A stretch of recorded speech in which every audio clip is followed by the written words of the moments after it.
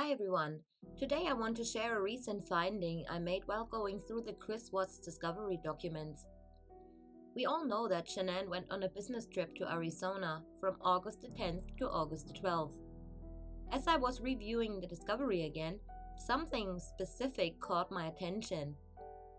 It's frequently mentioned that the technician had to convert certain timestamps on Shanann's phone back to Colorado time. Here is an example from the discovery, 1900 hours.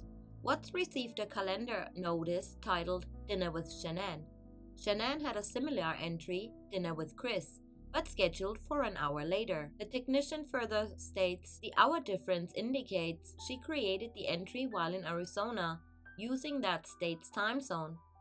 In my experience, iPhones fail to make the transition when traveling to other time zones after an event is entered in the device's calendar. As we know, our tech devices are getting smarter and smarter each day, but sometimes they fail, whether due to a bug in the system or because the device is simply too old to keep up with new software and updates. Indeed, back in 2018 and also today, the iOS system sometimes fails to automatically adjust to new time zones and needs to be managed manually.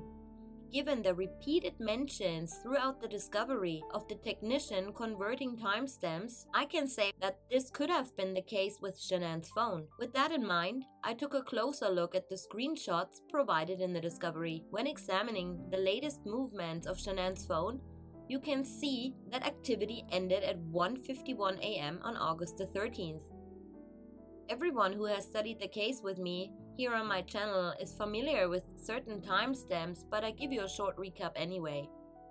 Shanann came home at 1:48 a.m. as evidenced by surveillance footage from the neighbor's security system. The activity ceased by 1:51 a.m. with Shanann climbing 3 flights of stairs, equivalent to 16 steps. No further flights of stairs were recorded on Shanann's phone afterwards. Additionally, there was no activity or movement recorded in the Watts house from 1:48 a.m. until 4:26 a.m. when the basement door was opened.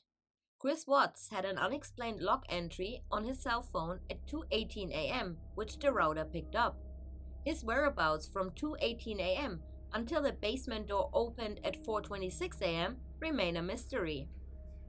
You can find a detailed explanation on the subject in my documentary or in my other videos if you're interested in learning more.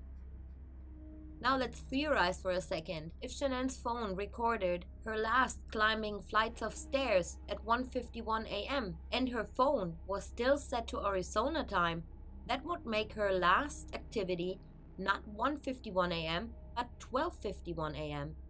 In essence, Shanann climbed her last set of stairs, not back at home, but at the airport in Denver, making it impossible for her to have been in the bedroom and attacked by Watts. This is just one of those what-ifs moments. As we know, the discovery timestamps are inconsistent, and I'm examining all aspects and possibilities in this case. This is just one example of the forensic technician's remark about converting time zones and timestamps, and you can find more in the discovery. In my opinion, Chris Watts fabricated the event leading up to the murders. There is plenty of evidence released by the Weld County District Attorney's Office that raises significant questions. With that in mind, I'm considering all what-ifs. This one would suggest that Shanann was not attacked in the bedroom, as Chris claimed in his Wisconsin prison interview. He later stated that, quote, he just told them what they wanted to hear, to relatives, and then he would not ever speak to them again.